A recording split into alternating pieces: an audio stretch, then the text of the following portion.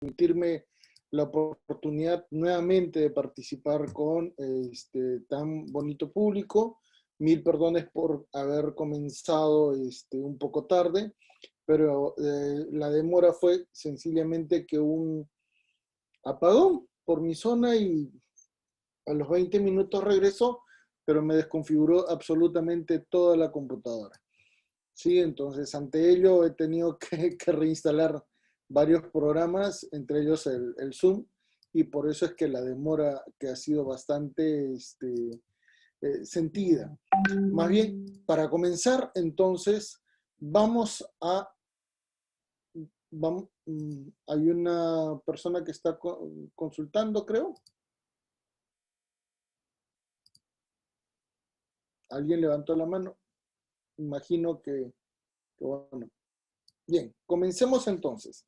Cuando nosotros analizamos la clase teórica del día de hoy, tenemos que tener en cuenta lo siguiente, porque a veces es complicado de entender diferentes teorías, principalmente en una aplicación práctica, ¿correcto? Cuando analizamos la teoría del caso, la argumentación y redacción en la etapa de juzgamiento en el nuevo Código Procesal Penal, bueno, que en realidad ya dejó de ser nuevo, es el Código Procesal Penal, debemos detallar lo siguiente. Estamos ante una condición y una situación totalmente importante y no se va a poder entender el contexto de esta situación si es que eventualmente no se entiende, no se visualiza el por qué es que en nuestro país se empleó, ¿qué cosa? Una reforma normativa en el ámbito procesal penal, ¿correcto? Esto no viene solamente del año 2004, esto en realidad viene de una tratativa mucho más amplia, pero en el 2004 se promulgó el Código Procesal Penal y finalmente entró, ¿qué cosa? En vigencia el último día de gobierno del presidente Alejandro Toledo. ¿Y a qué se debió esta circunstancia entonces? Cuando nosotros comenzamos a detallar el porqué de tener una reforma normativa penal de tanta importancia para nuestro contexto. Recuérdese que estamos hablando del 2004, 2006 en adelante. Viene porque el sistema de justicia en nuestro país tenía muchísimos inconvenientes y tenía muchos problemas, ¿correcto? Entonces, teníamos que mencionar que nuestro sistema judicial estaba en crisis, ¿correcto? Pero no solamente en una crisis como la usual, estaba en una crisis principalmente por no tener legitimidad ante la sociedad, ¿correcto? Y esto debido a múltiples problemas y que le limitaban, ¿qué cosa? No tener legitimidad ante la sociedad y no poder ser eficiente en la evaluación de un expediente penal. ¿Correcto? Entonces, nuestro sistema judicial estaba limitado a este patrón de referencia que evidentemente nos permite decir, ¿y cuál fue el antecedente entonces para provocar esta situación tan grave, tan complicada, como para poder generar, ¿qué cosa? Un proceso de reforma judicial tan severo y tan complejo como el que nosotros estamos ahora evaluando. Señores, para nadie es un secreto que eventualmente, ¿qué cosa?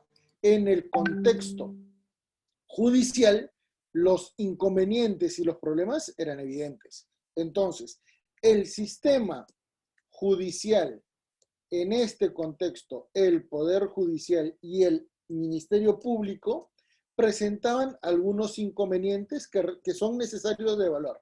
El primero de ellos, señores, estaba vinculado, ¿qué cosa? Con un problema de naturaleza constitucional. ¿Y por qué este era un problema de naturaleza constitucional? Principalmente porque las garantías procesales y constitucionales de un Estado de Derecho limitaban el principio del juez imparcial. Esencialmente porque el Poder Judicial ejecutaba funciones de investigación. ¿Correcto? Y por lo tanto, quien investiga no puede juzgar. Y ese fue el principal elemento por el cual generó esta situación de reforma. El segundo problema es de naturaleza institucional, principalmente por el ámbito de la gestión de los despachos judiciales, ¿correcto? La sobrecarga procesal hacía inviable la prestación de servicios públicos por parte del Poder Judicial y Ministerio Público.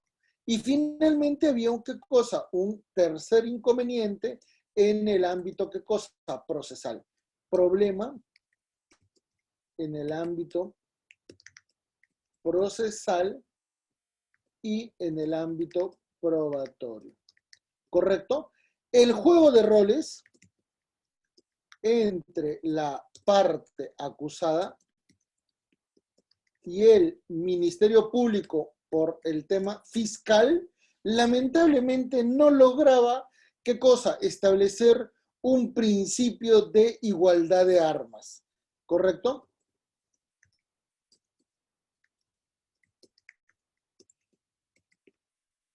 Y por lo tanto, estos tres elementos limitaron, ¿qué cosa? La percepción del sistema judicial a efectos de poder generar una reforma en el ámbito procesal penal. Muy bien, ante esta perspectiva entonces, señores, cuando comenzaron ya a evaluar los mecanismos para poder generar una perspectiva mucho más amplia, mucho más sólida, que pudiera garantizar una verdadera reforma judicial, ¿correcto? Es que se establecieron algunos principios y algunos elementos referenciales, como por ejemplo, señores, si se va a tener una reforma en el ámbito judicial,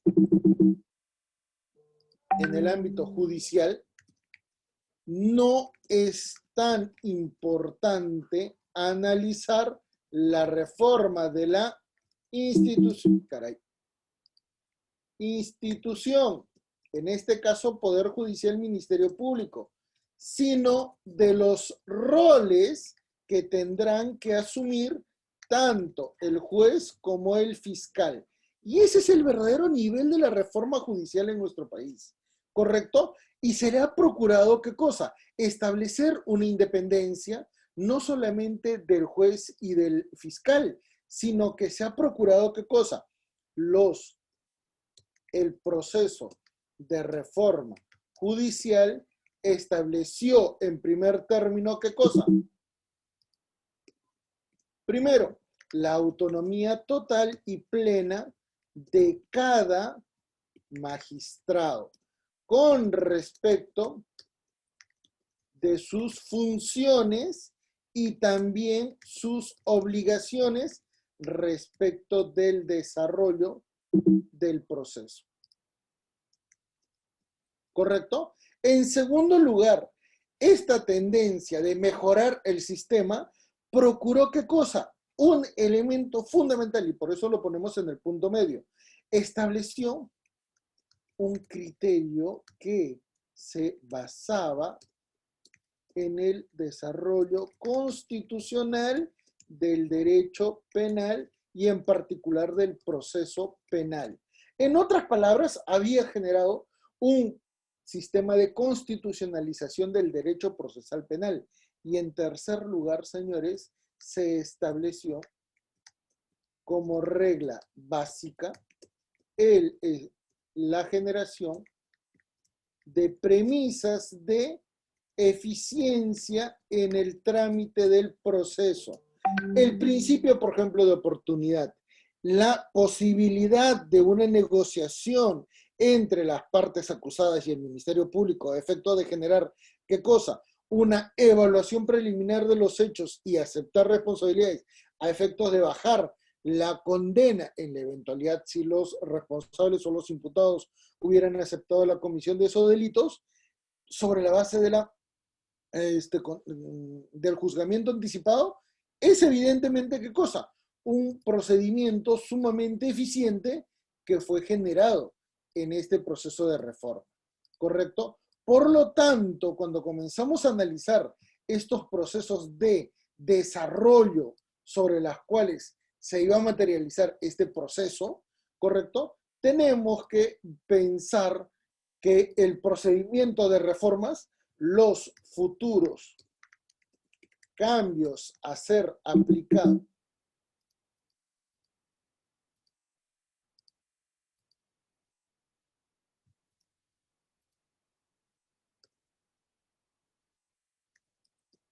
aplicados en el ámbito judicial penal, en el ámbito de la jurisdicción penal, ¿correcto? Nos van a permitir detallar algunas referencias. Caray. Los cambios que se planteaban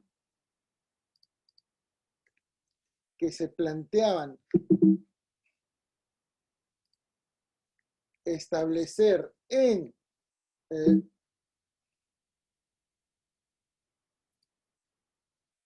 el desarrollo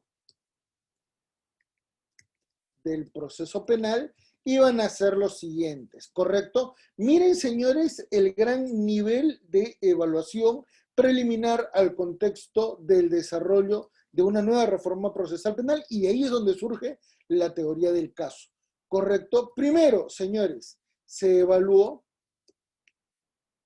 la legitimidad y validez del sistema procesal tradicional, detectándose que este no era válido en un Estado de Derecho. Principalmente porque los jueces se aplicaban un criterio superior y eventualmente no había el juego de roles totalmente diferenciados entre juez y fiscal. Y en segundo término, el proceso penal no garantizaba los derechos de las partes imputadas de haber cometido un delito. Con lo cual, señores, se generaba una limitación no solamente de esos derechos fundamentales, sino también, ¿qué cosa? Una condición negativa con respecto de la realidad, ojo, la realidad institucional peruana, porque recuérdese que ya estábamos, ¿qué cosa? Ya estábamos vinculados a la jurisprudencia de la Corte Interamericana de Derechos Humanos. Por lo tanto, el tercer elemento que se buscó, ¿qué cosa? Es introducir elementos del proceso penal del common law en el sistema procesal, bueno, en realidad es latinoamericano, pero le vamos a llamar peruano, ¿correcto? ¿Por qué? Porque esta es una tendencia, vamos a ponerlo por acá, porque esta es en realidad siguiendo una tendencia en toda la región de América Latina. ¿Por qué es que se generó esto, señores? Porque el sistema tradicional de evaluación procesal penal, que era el inquisitivo, resultaba, ¿qué cosa? Totalmente negativo en la evaluación, ¿qué cosa? Del proceso, y en particular del proceso penal. Y como generaba muchísimas dudas, era importante visualizar cuáles eran los otros modelos procesales que existían en el ámbito comparado. Y el mejor elemento referencial que se pudo haber encontrado, ¿cuál fue? Justamente el contexto del common law, donde el modelo anglosajón presentaba, ¿qué cosa? Algunas características muy particulares, señores. Véase que estamos hablando de un modelo totalmente distinto. El modelo procesal anglosajón, esto es de Inglaterra, que ahí es donde surge, y de Estados Unidos, que es de ahí donde se masifica, generó entonces algunas pautas que fueron, ¿qué cosa? Seguidas no solamente por el Estado peruano, fueron en realidad seguidas literalmente por casi toda la región latinoamericana, y por eso es que hay un boom bastante notorio en el ámbito, ¿qué cosa? De la evaluación de la teoría del caso, de la argumentación jurídica, de los principios y garantías constitucionales aplicadas al proceso penal. ¿Correcto? Entonces, antes de llegar a la teoría del caso, es importante detallar cómo es que este modelo anglosajón presentaba, ¿qué cosa? Algunas características muy particulares que finalmente nosotros la vamos a aplicar con un mayor detenimiento y con un mayor nivel de vinculación, porque así fue ideado y así fue generado. En primer término, señores, vamos a tomar en cuenta ¿qué cosa? La plena autonomía funcional, institucional y de institucional del Poder Judicial y del Ministerio Público frente al poder político. ¿Correcto? Si bien esto ya está garantizado en la Constitución, se procuraba, ¿qué cosa? Establecer que el Poder Judicial y el Ministerio Público iban a ser totalmente plenos para poder vincular dos principios constitucionales muy importantes. El principio de imparcialidad judicial, que está vinculado a la actividad del juez, y el principio, ¿qué cosa? De independencia del sistema judicial frente al poder político. ¿Correcto? Entonces, en segundo lugar, la plena autonomía de las funciones en el desarrollo de un proceso penal, donde el juez solo se dedicaría a juzgar y evidentemente y a evaluar el proceso penal desde una perspectiva para legitimar el trámite, ¿correcto? Esto es, señores, si eventualmente un juez está llevando el caso y observa que el Ministerio Público abusa de sus funciones, al abusar de estas funciones, está provocando, ¿qué cosa? Un daño al sistema de impartición de justicia que necesita ser, ¿qué cosa? Verificado por el juez. Con lo cual se plantea, ¿qué cosa? La importante necesidad de prevenir alguna situación de nulidad o eventualmente de condicionamiento negativo que termina por provocar, ¿qué cosa? Un posterior procedimiento de impugnación o de apelación que termina, ¿qué cosa? Por provocar la deslegitimidad de todo el sistema judicial y nuevamente volver a juzgar, que podría involucrar inclusive hasta, ¿qué cosa? La prescripción del delito.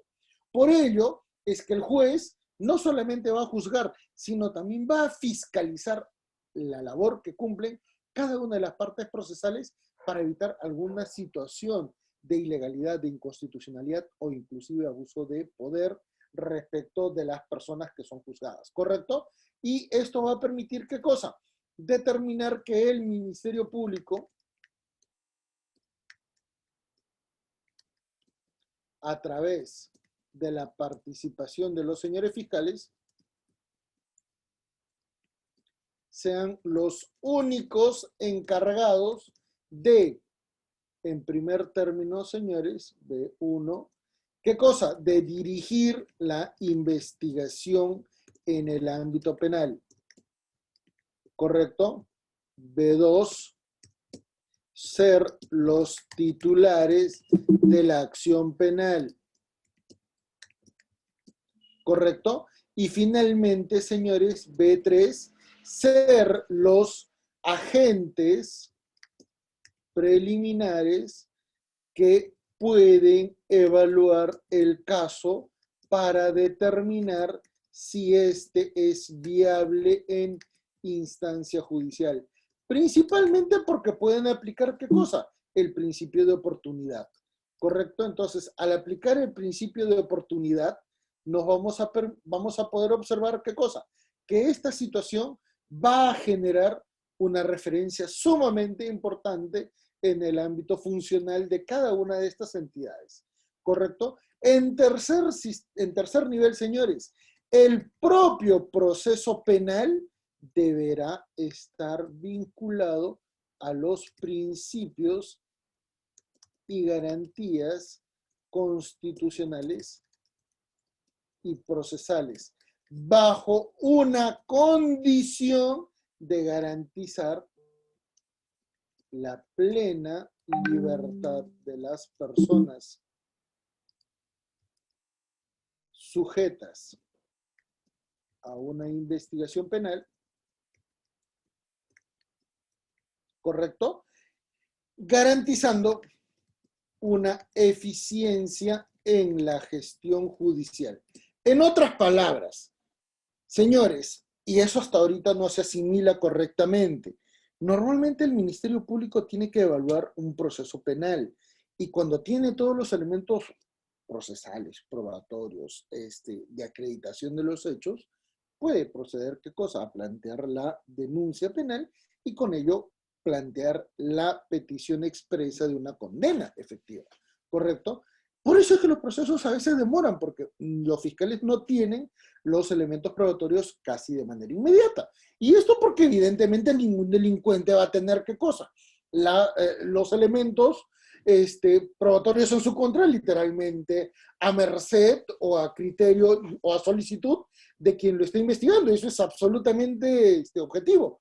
Como esto demora, y más aún cuando la calidad del delito cometido es muy complejo, por ejemplo en temas ambientales, por ejemplo en temas de corrupción de funcionarios, por ejemplo en temas de contratación pública, donde la propia naturaleza del delito ya de por sí se amplifica, no solamente en cuanto a personas involucradas o sujetos o agentes activos del delito, sino también respecto de las consecuencias. Y por ejemplo, mañana vamos a analizar el contexto de la reparación civil, ya nos permite decir, esa tarea, además de ser complicada porque se tiene que buscar y no todo el mundo colabora en la acreditación de estos elementos, va a terminar por provocar ¿qué cosa?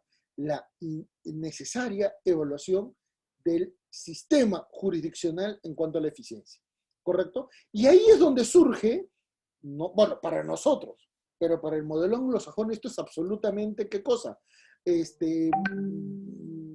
Visible, evaluable, desde una perspectiva totalmente, ¿qué cosa? De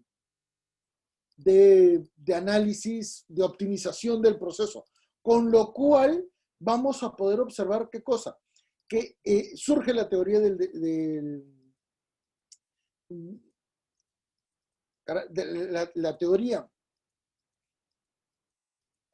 la teoría del caso, porque se estructura en una complejidad mucho más amplia, mucho más idónea. ¿Por qué? Porque va a tener algunos elementos que van a ser sumamente importantes de detallar. ¿Correcto? Analicemos entonces cada uno de estos elementos porque a veces tiene una complicación bastante material con respecto de su propia condición, teoría del caso. ¿Correcto? ¿Cómo la podemos evaluar entonces?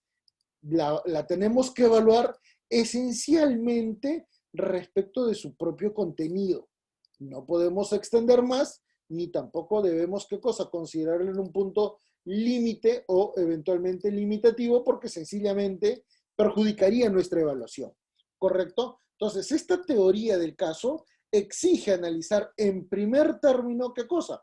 Un caso, ¿correcto? Esta referencia de estos elementos que van a generar nuestra evaluación nos permiten indicar, señores, el primer elemento que nosotros tenemos que tener en cuenta es el caso, ¿correcto?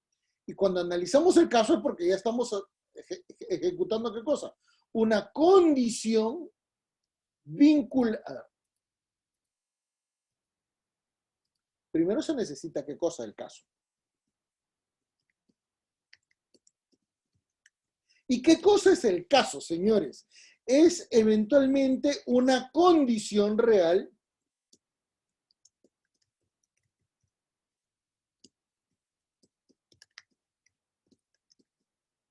sobre la cual se debe evaluar un hecho de naturaleza criminal con una acción provocada por el agente activo del delito. Evidentemente estamos hablando en términos singulares, pero que en nuestra actualidad podría inferirse que estamos hablando de agente activo, cómplice, instigador, sujeto que ejecutó el dominio del hecho, eventualmente organización criminal que termina desarrollando esta referencia, ¿correcto? Por lo tanto, estamos hablando, ¿qué cosa? De un factor absolutamente mutable, de un factor dinámico, de una referencia que necesita ser entendida desde una multiplicidad de vertientes porque involucra derecho penal, derecho procesal penal, criminología, eventualmente victimología, derecho procesal, derecho convencional, derecho constitucional, derecho probatorio. Involucra una serie de elementos porque se tiene que analizar ¿qué cosa? Una acción, un contexto absolutamente procesal. ¿Correcto? En segundo término, señores, se requiere que el caso sea judicializado. Y por ende, el juez, el fiscal y el agente imputado de haber cometido un delito que va cambiando de denominación, ¿correcto? Primero es, ¿qué cosa? Identificado como posible autor. Luego es el investigado. Luego es el acusado. Luego es, ¿qué cosa? El procesado. Luego puede ser el condenado y luego, eventualmente, ¿qué cosa? Puede ser el sujeto que ejecuta la condena en un centro o establecimiento penitenciario. ¿Correcto? Entonces, el acto de litigar, el acto de ser parte de un proceso judicial es donde eventualmente, ¿qué cosa? Se va a desarrollar en el ámbito judicial, donde participan todos y donde eventualmente se desarrolla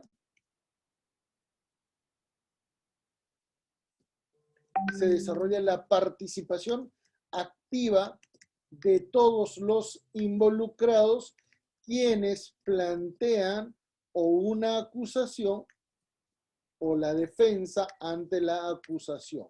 ¿Correcto? Nótese, por favor, que en este contexto estamos analizando una serie de elementos.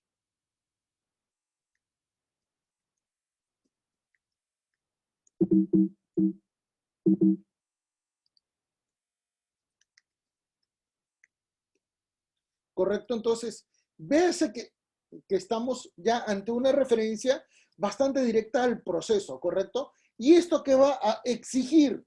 Señores, se exige que cada parte involucrada participe del proceso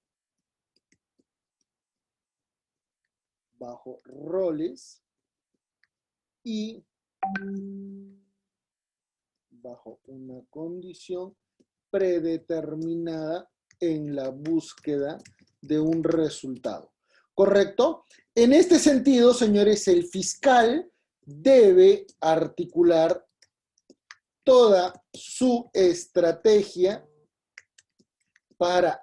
toda su estrategia legal y probatoria para acreditar la responsabilidad penal del agente acusado, que en este caso es del imputado, ¿correcto? Véase que ya no estamos haciendo una cuestión absolutamente teórica, sino que ya estamos generando, ¿qué cosa? Una condición absolutamente práctica. En este sentido, también se requiere, ¿qué cosa?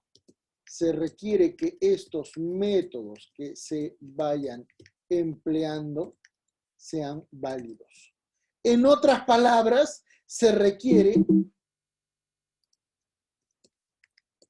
que el sistema judicial actúe bajo el manto de la constitucionalidad del derecho penal.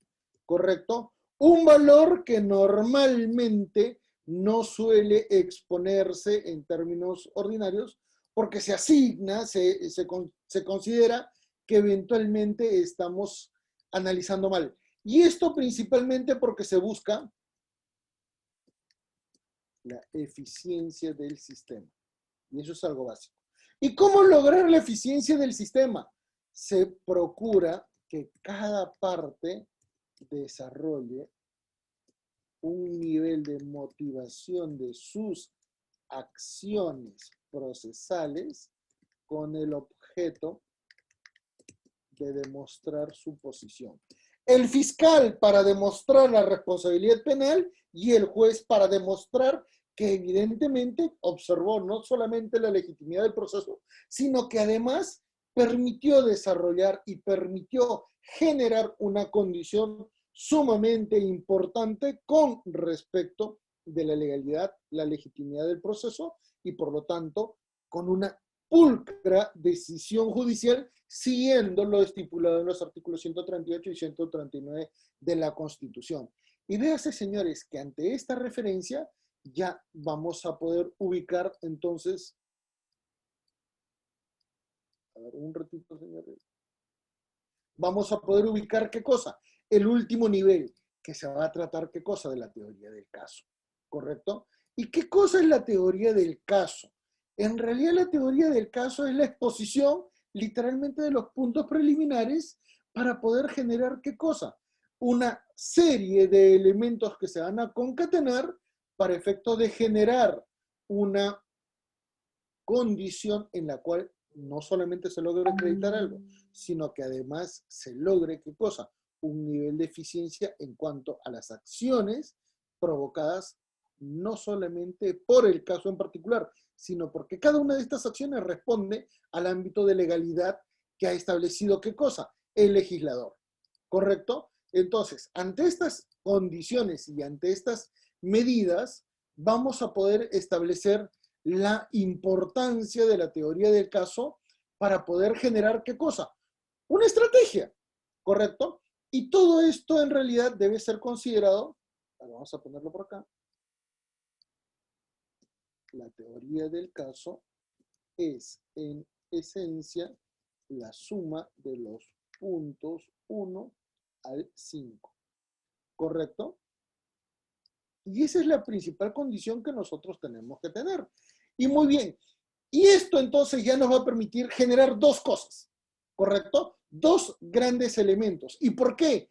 Porque vean por favor, señores, que en primer lugar se va a tener que tomar en cuenta que el caso en realidad está dentro de un expediente penal, ¿correcto? Y el caso va a tener algunas condiciones que van a garantizar, ¿qué cosa? La eficiencia del trabajo del Ministerio Público, ¿correcto? ¿Cuáles van a ser esos elementos que van a ser sumamente vinculantes entre sí? En primer término, señores, una investigación que logre identificar los hechos. Investigación que logra identificar los hechos materia del proceso penal. Identificando en primer lugar, ¿qué cosa? Al agente activo del delito. Logrando demostrar, ¿qué cosa? La ejecución del hecho delictivo. Se acredita el delito. Se acreditan las condiciones personales, materiales, circunstanciales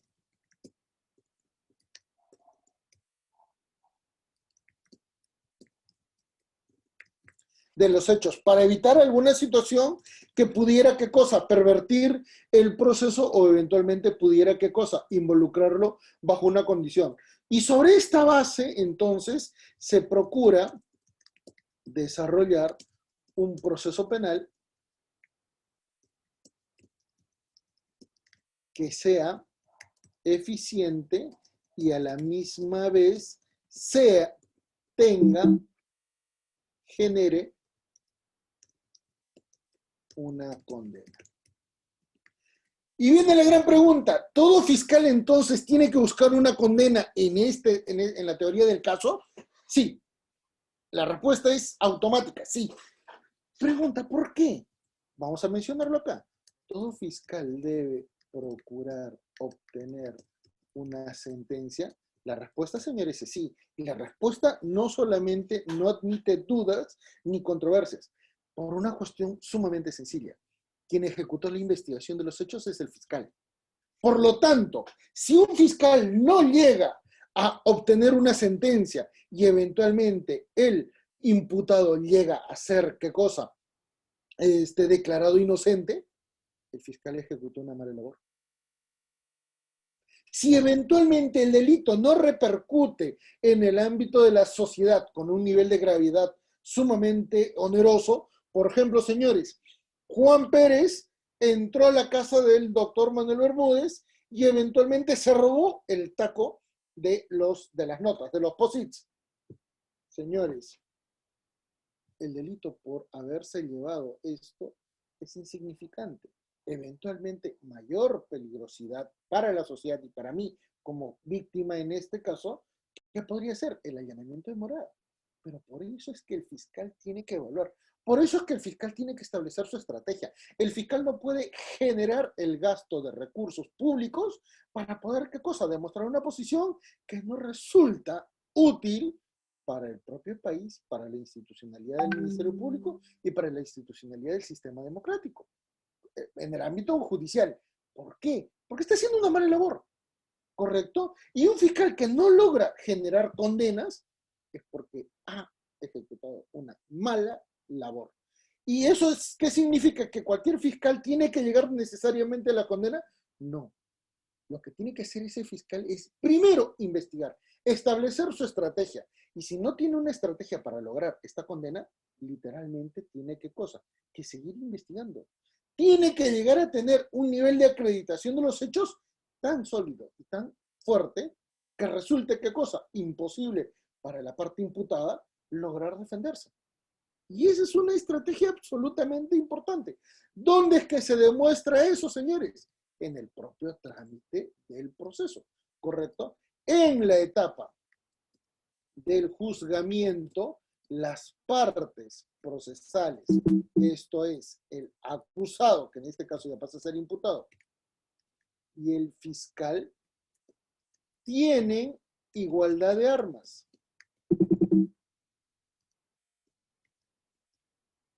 Y consecuentemente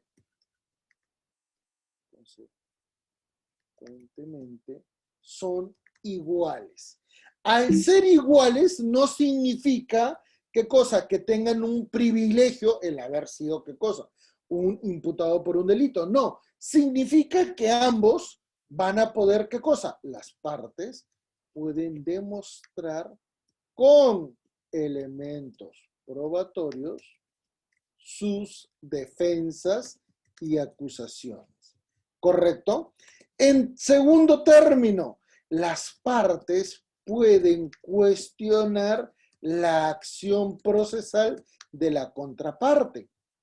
Y esto para garantizar qué cosa, no solamente que se esté actuando correctamente, sino porque además es necesario que cada una de estas partes involucradas pueda no solamente actuar legítimamente, sino que pueda ser eficiente. ¿Correcto? Por ejemplo, señor, si el imputado de un delito demuestra y dice, señor, han procurado acusar a una persona con este tipo de color de ojos, con este tipo de rostro, eventualmente con estas facciones físicas, eventualmente con una condición corpórea de esta condición, con una estatura determinada, con un peso más o menos aproximado por la visualización de las imágenes. Y si ustedes observan, cuando en el video, estoy dando un planteamiento, cuando en el video se observa al acusado pasar y pasa por ejemplo, una habitación o eventualmente una cocina y se le logra identificar que el individuo al pasar por la refrigeradora tiene una estatura alta, señores, ¿cómo entonces se podría acusar a la persona que es mi defendida y que de repente tiene qué cosa? 1,50 m de estatura y le faltarían 20 o le faltarían 30 centímetros para llegar a tener la misma condición corpórea frente a quién? Frente al imputado.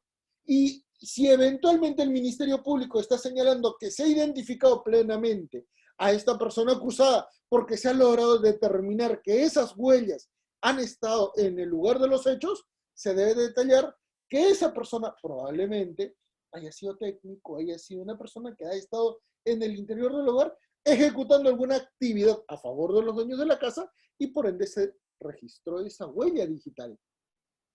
Y ahí comienzan a detallar y son ambas partes las que tienen que actuar conforme a sus expectativas, a sus condiciones, para poder, ¿qué cosa? Provocar una condición material. ¿Cuál es esa condición material? Acreditar sus propias condiciones, ¿correcto? Acreditar sus propios elementos. Y esto, señores, va a ser sumamente importante, bueno, ya lo borré acá, pero va a ser sumamente importante cuando comencemos a detallar, ¿qué cosa? El gran valor de la actuación del derecho probatorio, ¿correcto? La prueba se convierte en la estrella del proceso penal, ¿correcto? Y esto es absolutamente importante de detallar porque nos permite identificar una condición que usualmente no se genera, ¿correcto? Entonces, antes de llegar a la sentencia, porque ese es el punto final al cual nosotros vamos a llegar, ¿correcto? Y con lo cual nosotros también vamos a detallar nuestra participación. Acá vamos a poner sentencia emitida por el juez penal, ¿correcto? Por el Poder Judicial de frente, ¿correcto? Sentencia. Vamos a tener que detallar, ¿qué cosa? Un elemento referencial preliminar. Las principales características y condiciones que van a tener, ¿quién? La teoría del caso, ¿correcto? Para poder exponer de forma diligente qué significa. Y vamos a dar las principales características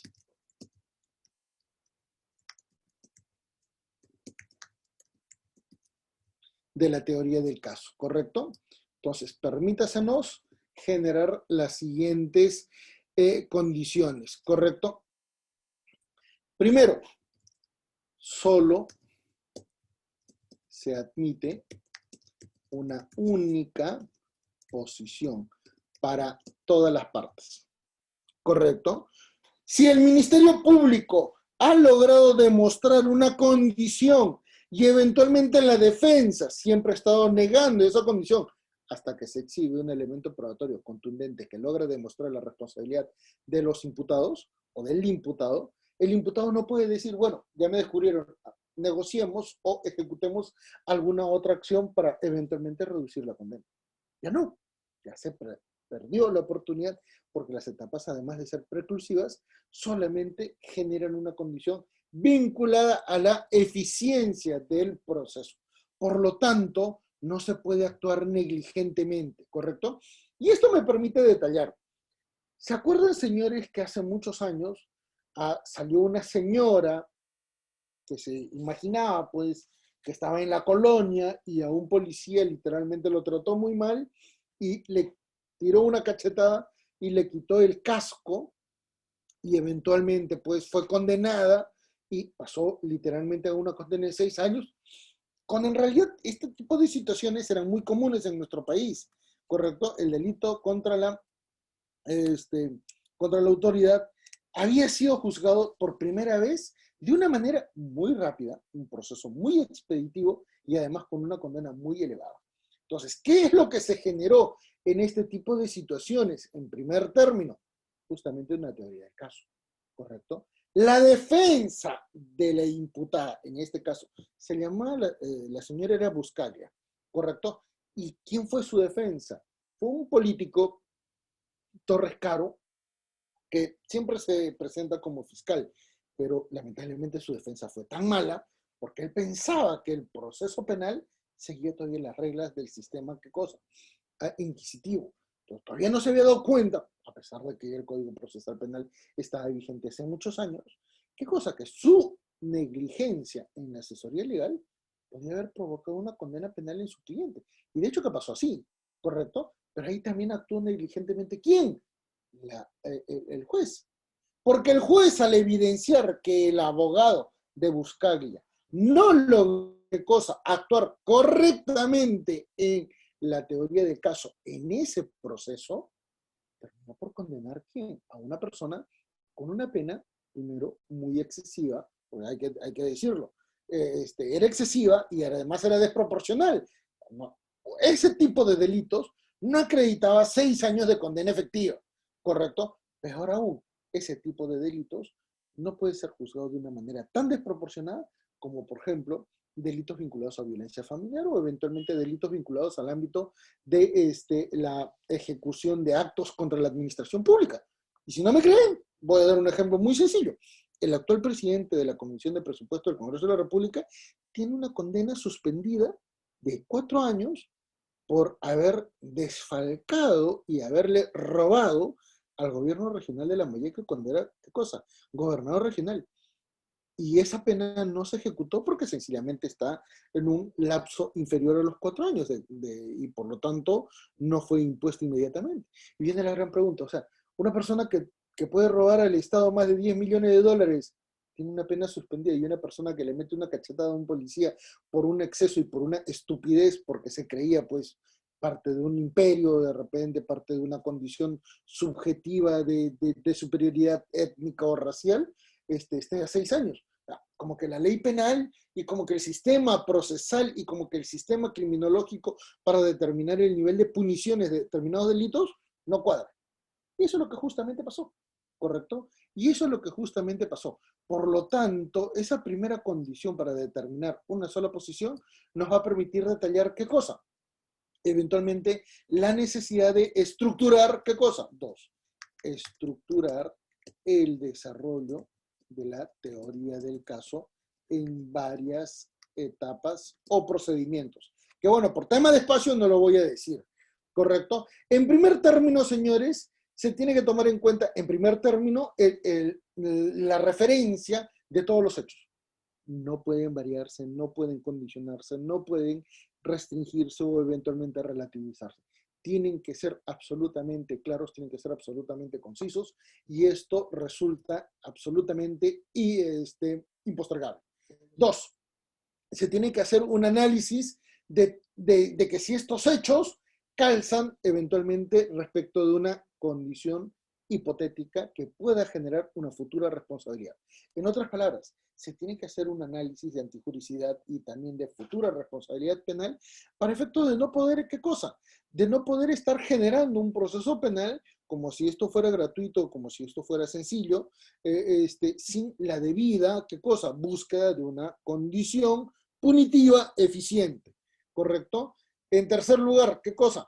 Se debe desglosar, se debe analizar, se debe estructurar el tipo penal con todos los elementos que la configuran y que la desarrollan, ¿qué cosa? Para poder formular proposiciones fácticas. En otras palabras, identificar un hecho, una condición y una futura responsabilidad para efectos de vincularlos con el punto 1 y con el punto 2 que previamente habíamos detallado. ¿Correcto? En cuarto lugar, señores, se tiene que definir los elementos probatorios. Esto es un elemento absolutamente básico, ¿correcto? Y por eso es que, si se me permite, vamos a detallar esta referencia de una manera muy notoria y significativa. Señores, el proceso penal en la actualidad tiene una estrella y esa estrella se llama elementos probatorios. No puede estructurarse absolutamente nada en el ámbito de un proceso penal sin las pruebas, ¿correcto? No solamente porque es una exigencia constitucional, no solamente porque es un elemento de validez en el ámbito del desarrollo del proceso, no solamente porque se ejecuta un contexto absolutamente vinculado.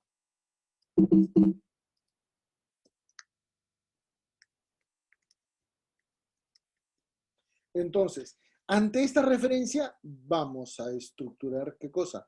Estas condiciones. Por lo tanto, véase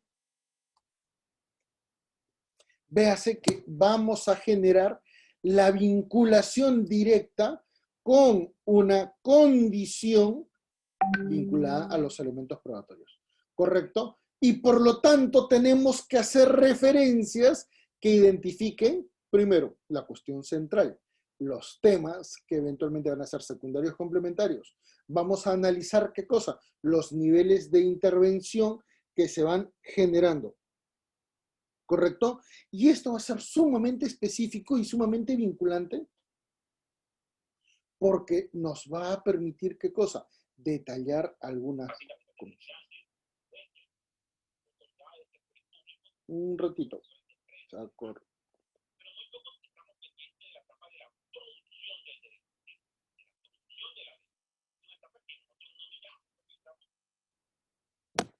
Muy bien. Entonces, sobre esta base, entonces vamos a analizar qué cosa. Vamos a evaluar los elementos probatorios más algunos elementos complementarios adicionales, como por ejemplo la participación de testigos, la acreditación o contraste de los elementos probatorios para poder generar, ¿qué cosa? Un nivel de evidencia absolutamente suficiente e importante, ¿correcto? Ante esta condición, entonces, vamos a tratar de evidenciar una cosa.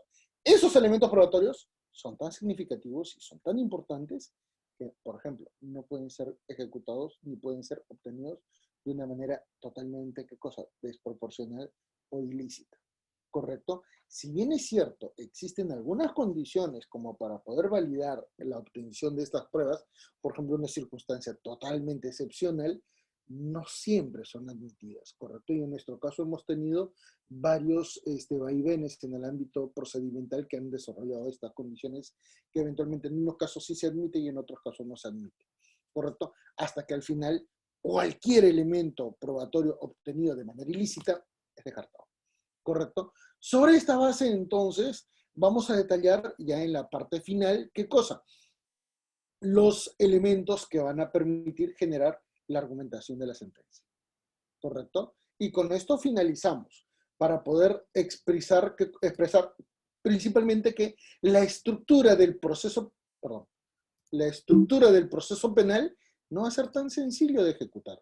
Esta estructura va a tener que ser basada en diferentes elementos. A ver, vamos a ponerlo por acá. Un minuto. Y para poder generar, ¿qué cosa? Una sentencia penal, evidentemente tenemos que sustentarla, sustentada en lo argumentativo, en lo probatorio y en lo procesal. ¿Correcto? Véase que no estamos tratando de un elemento tan abierto. No, señores. Si se va a generar una condena, evidentemente se tiene que actuar con toda la diligencia del caso y también generando las condiciones totalmente libres de cualquier nivel de intervención o de cualquier condición de perjuicio para, para evitar que cualquier imputado pueda verse perjudicado por una acción indebida del Ministerio Público o del mismo Poder Judicial, ¿correcto? Véase que estamos hablando de una condición totalmente diferenciada. Muy bien, entonces, para que este juez pueda emitir una sentencia correcta, primero se tienen que seguir algunas reglas. Las primeras reglas, vamos a ponerlo por acá, en primer término, ¿correcto? Ahora, vamos a ponerlo acá. No me salió el color. Un segundito. Ya. En la fundamentación de una sentencia, no solo se debe ver la argumentación expuesta, porque recuérdese que el juez no está condicionado por lo que hagan las partes procesales. Recuérdese que el juez inclusive puede pedir, ¿qué cosa? La ejecución de un elemento probatorio de parte, porque lo puede hacer, está en sus facultades. Recuérdese que además hace un control de constitucionalidad. Por lo tanto, a ver, acá se me pasó, puse una letra mal. Ya, en la fundamentación de una sentencia no solo se debe ver la argumentación expuesta, sino se debe cumplir, sino también se deben cumplir algunos requisitos de forma y de fondo. ¿Correcto? Véase entonces, señores, que vamos a exponer una serie de elementos que van a ser muy importantes, ¿correcto? Señores, en primer término, para la sentencia penal, se debe tener en cuenta lo siguiente.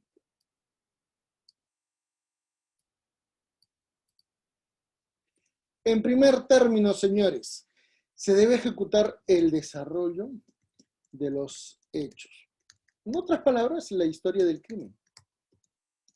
Y si bien es cierto, tanto el Ministerio Público como la parte acusada van a tener plena libertad para exponer sus condiciones y sus casos, es el juez el que finalmente podrá evaluar quién expuso mejor cada uno de estos hechos sobre la base de la acreditación de los elementos probatorios y sobre la base, ¿qué cosa? De la desacreditación de los elementos expuestos preliminarmente.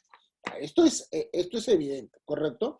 Entonces, en segundo lugar, ¿qué es lo que va a tener que ejecutar? Señores, va a tener que, se tiene que evaluar las constataciones de los hechos para los involucrados. Y esto principalmente, ¿qué cosa? En la parte acusada. ¿Por qué? Porque no es lo mismo que participen 3 sujetos y uno de ellos sea el instigador y eventualmente otro de ellos sea un cómplice que no haya tenido una participación directa en la ejecución de los actos de mayor gravedad o de mayor consecuencia negativa en el delito. Estamos hablando de términos referenciales absolutamente independientes, ¿correcto? Por lo tanto, es importante detallar esto porque se tiene que evaluar. En tercer lugar, señores, se deben evaluar los elementos probatorios actuados en el proceso en forma independiente y en forma conjunta, porque no siempre van a tener el mismo alcance, ¿correcto? Por lo tanto, acá se tiene que hacer, ¿qué cosa?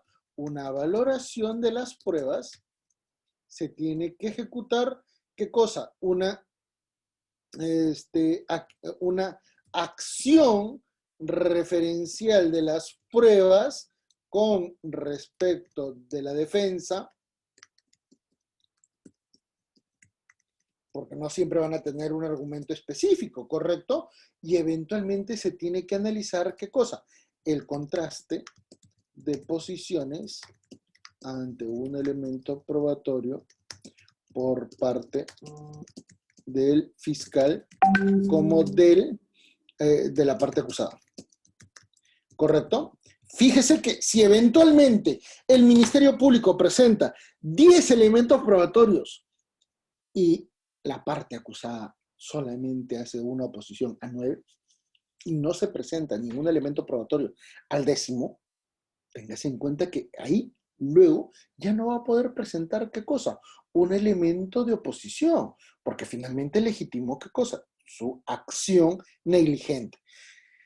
¿Pudiera eventualmente evaluarse posteriormente? Sí, tal vez, pero está vinculado muy limitadamente. Por ejemplo, no le permitieron ejecutar su defensa en ese contexto. Por ejemplo, hasta hace muy pocos años, en los delitos de violación sexual, bastaba la acusación de la parte denunciante y eventualmente la acreditación de algunos elementos, ¿correcto? Y es más, inclusive cuando salía una niña, existía o se registraba un embarazo, no se ejecutaba la prueba de ADN para demostrar la vinculación que había entre el acusado y la víctima. Y en los últimos años se han estado acreditando, ¿qué cosa? Que muchas de las acusaciones expuestas en este ámbito no han respondido a la condición fehaciente de la acreditación de la violación. Y se ha demostrado que los imputados del delito de haber cometido violación no eran los progenitores, ¿correcto?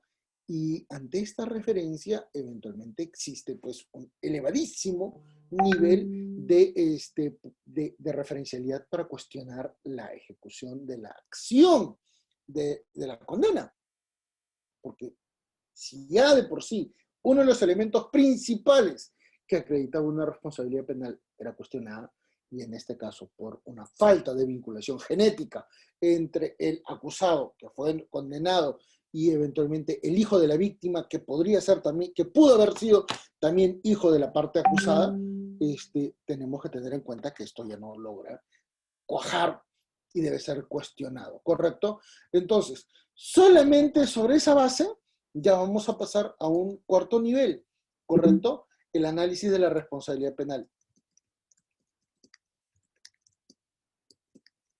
Para efectos de detallar la pena a ser impuesta y la futura reparación civil, ¿correcto? Y esto es muy importante, porque finalmente si es que esto eventualmente logra tener algunas condiciones vinculadas, por ejemplo, a una facilitación, a una colaboración eficaz, a una situación en la cual Ministerio Público y parte acusada lograron encontrar un punto medio para efectos de evitar el trámite de un proceso judicial, cuando uno de los involucrados, cuando hay varios, accede a un mecanismo de derecho, de privatización del derecho penal, nos vamos a permitir decir que pueden generarse, ¿qué cosa? Diferentes tipos de sentencias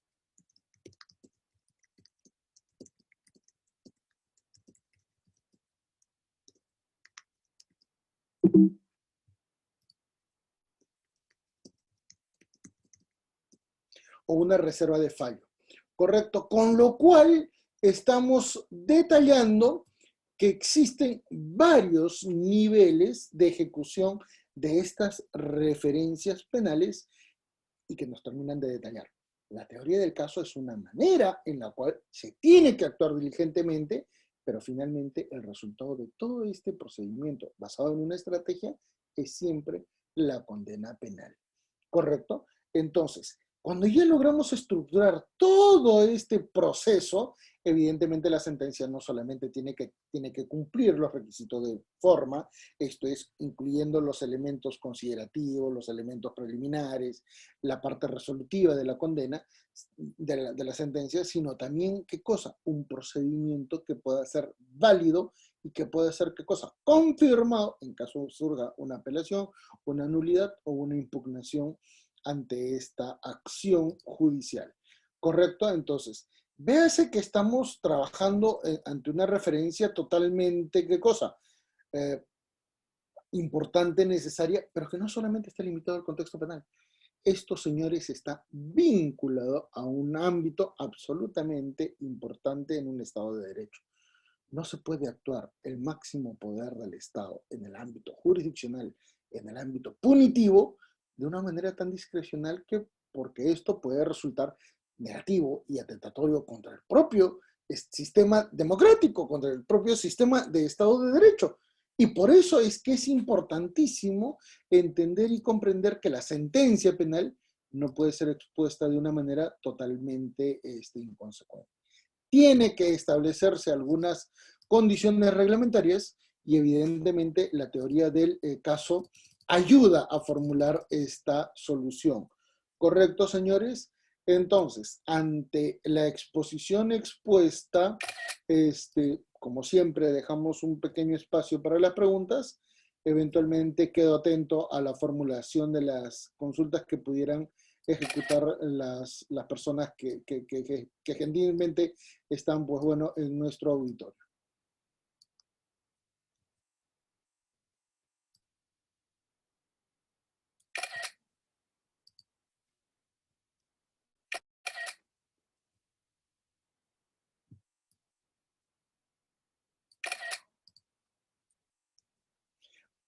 Ruego las disculpas del caso por la demora en el ingreso, pero como les había indicado, por mi distrito hubo un apagón que lamentablemente terminó desconfigurando literalmente toda la computadora y he tenido que volver a reinstalar el Zoom como para poder ejecutar la presente clase. Si es que hay alguna duda, encantado de poder colaborarles, de poder atenderles. Con todo gusto.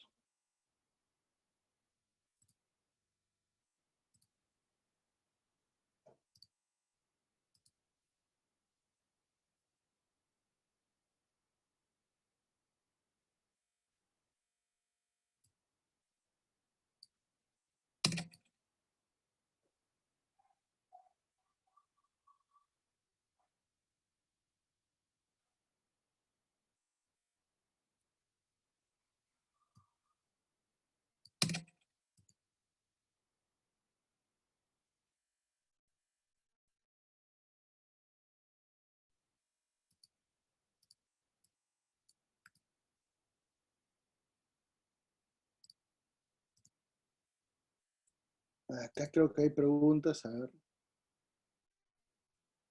No, no hay preguntas en el chat colectivo.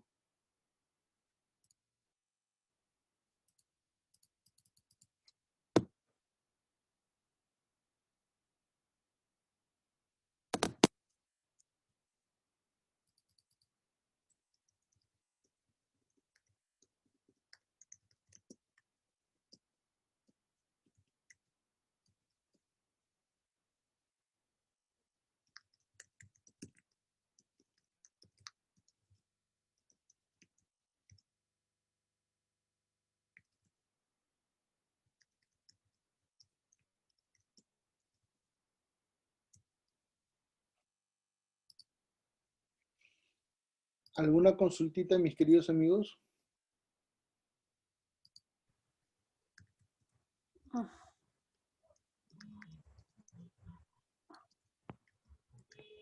Buenas, ¿se escucha? Sí, sí, sí, con todo gusto. Ay, buenas noches. Quería preguntar, ¿se puede presentar pruebas en la etapa del juzgamiento? No. Recuérdese que este proceso es, ¿qué cosa? Sumamente diligente y eficiente. ¿Dónde se presentan los elementos probatorios? En la etapa preliminar, ¿correcto? En la etapa preliminar. Pero hay un detalle adicional, por una cuestión de lógica, en el ámbito del proceso penal, y que está vinculado al tema de garantías, ¿correcto?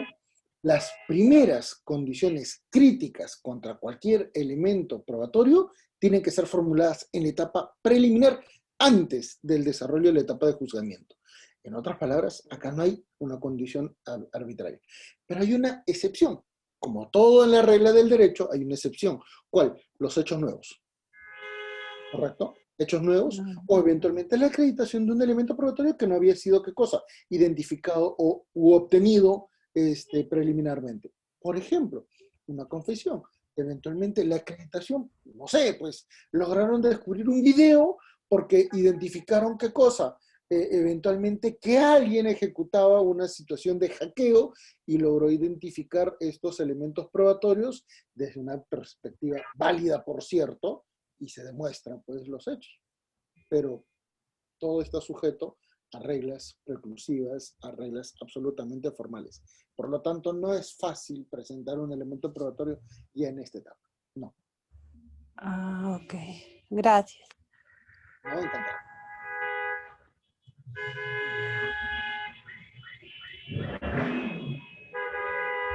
Y dígame una preguntita más. Con todo gusto.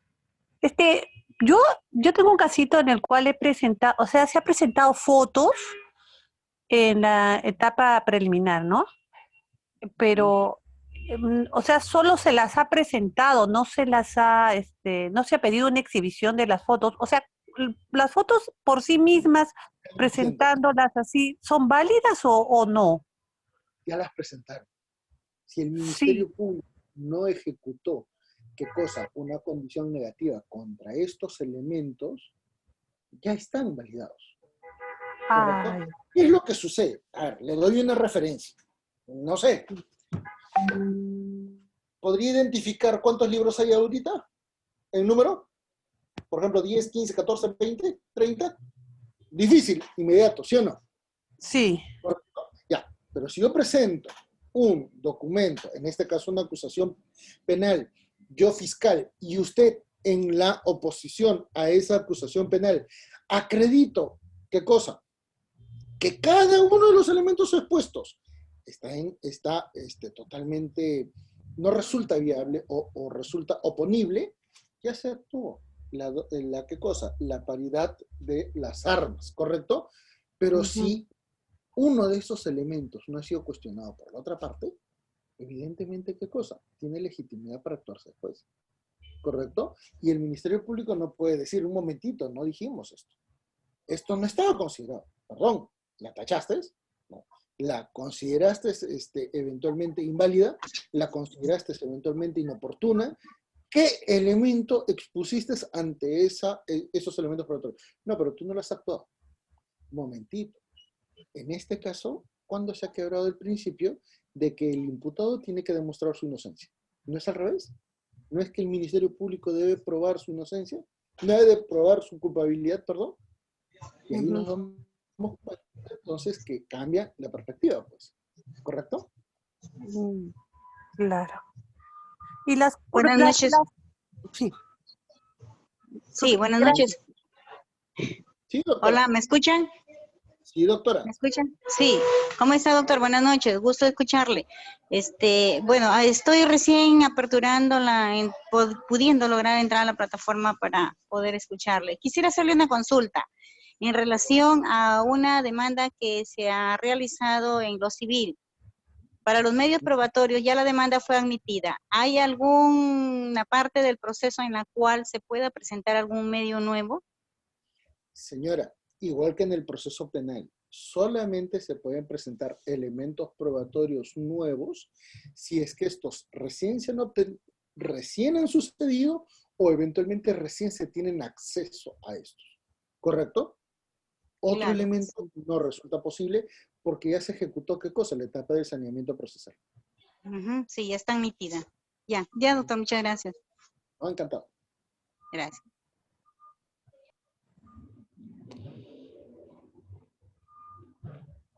Doctor, ¿y las copias simples tienen valor probatorio en un proceso penal?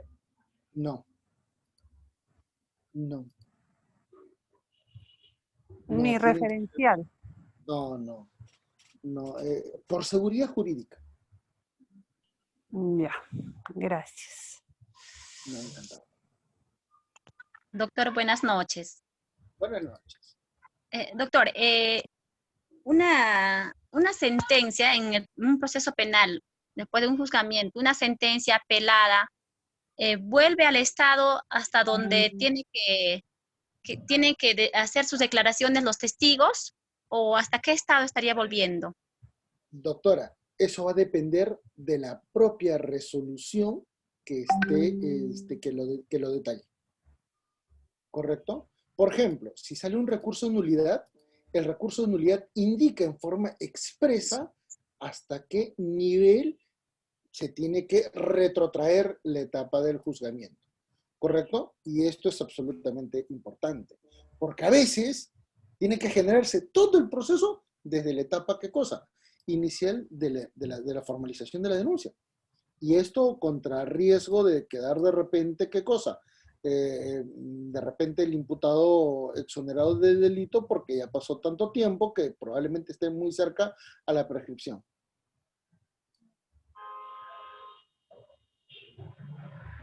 Ahora, hay un gran detalle.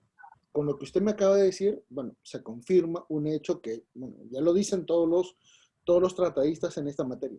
Normalmente los órganos revisores no suelen ser tan específicos en indicar hasta qué nivel se debe retrotraer el proceso. Esa es la verdad.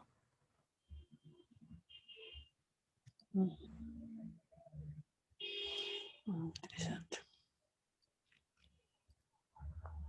Gracias, doctora.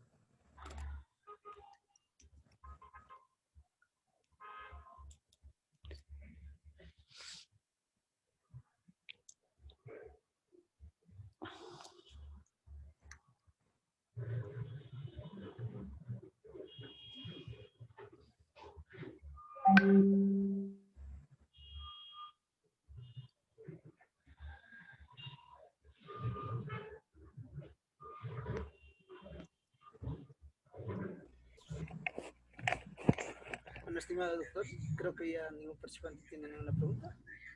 Muchas gracias por su tiempo. No, encantado. Estimados participantes. Eso sería todo, doctor. Muchas gracias. Hasta luego.